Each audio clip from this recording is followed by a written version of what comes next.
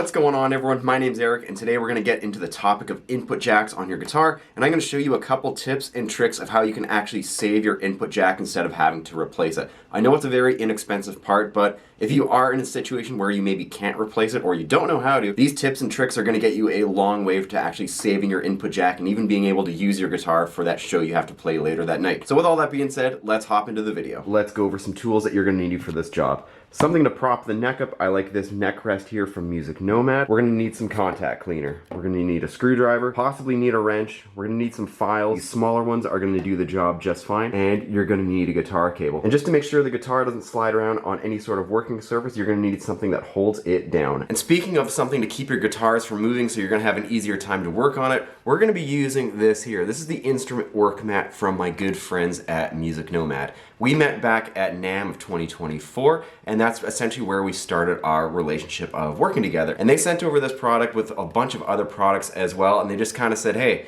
check it out and let us know what you think of it. And I'm gonna let you know what I think of this product, but I do think that this, just by feeling it and just like having it in my hands, I think this is gonna really make my guitar repair jobs much more easier, as just in the past, I was using cloths just to kind of keep the guitars from getting damaged. Just feeling the textured surface on this Workmat, I'm pretty sure this is going to make my job much easier and being able to handle more guitars in a much more effective way. So let's open this up and let's set up our DIY workstation.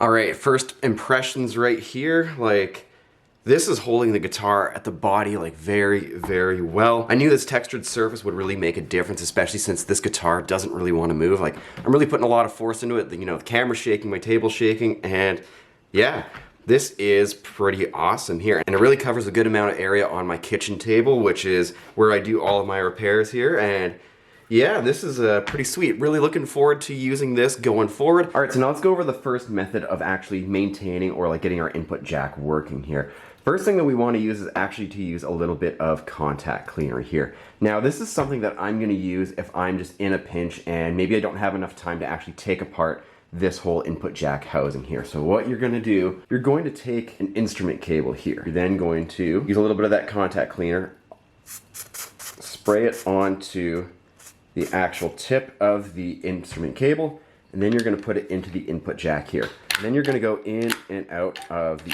actual input jack of the guitar a couple times here. And this is actually going to get the contact cleaner onto the actual contact points of the jack. So instead of going in and just spraying randomly in the input jack, hoping you're going to get the actual connection points here, this is a sure shot of being able to actually clean the contact points of that input jack. And while you're doing this, you can actually feel if the connection is solid or not. Maybe spin it around as well. Scuff up all the contact points here, make sure it is all good. Then once you're done with that, pull the cable out and then just give it a quick test. If that doesn't work, you're then going to move to the next step of this. The next part of this actually involves taking the whole input jack housing out of the guitar.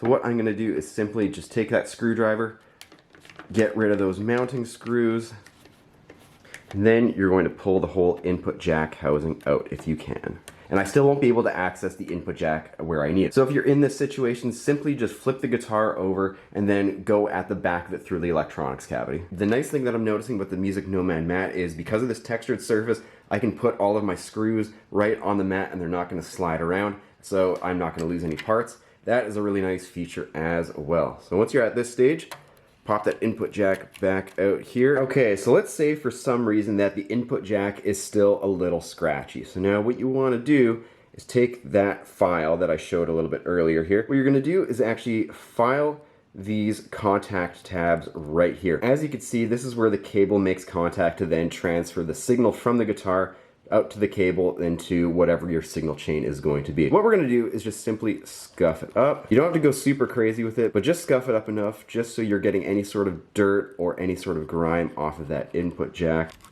Throw a little bit of contact cleaner on that spot as well.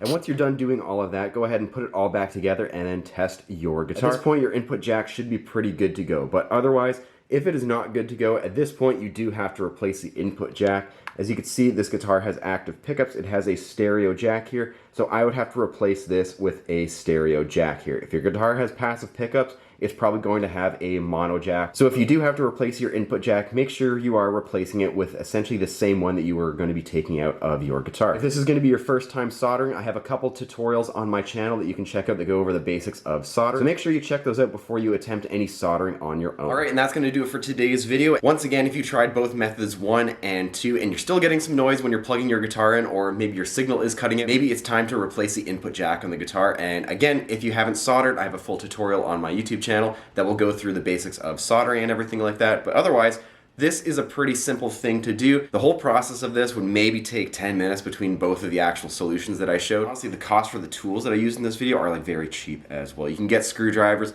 wrenches, and that contact cleaner, even files like for super cheap. So, and if you don't have any sort of tools and you do want to get into a little bit of guitar maintenance, make sure you go out and just buy just a general set of like DIY tools that'll kind of get you covered for the most part. And that'll get you going for basic guitar maintenance as you saw in today's video. Once again, I want to thank my friends at Musicnomad for sending over the instrument Workmat. I can already say that it has improved my workflow, and yeah, I definitely won't be going back to anything else at this point. And if you like that product and you want to actually get one for yourself, there's going to be a link in the description below. And so go ahead and click that link and get yourself a Workmat, and it's also a way to actually help support the channel as well. If you like different parts of this video, make sure you leave a thumbs up and let me know in the comments below of some things that you've learned in the video. If you're new to the channel, this is your first time checking out one of my videos, please consider subscribing. Got tons more videos like this that go over DIY guitar maintenance as well as other guitar related topics. And if you really like what I do, make sure you hit the notification bell so you don't miss a single video that I upload. Thanks for checking this out, and I'll see you next time.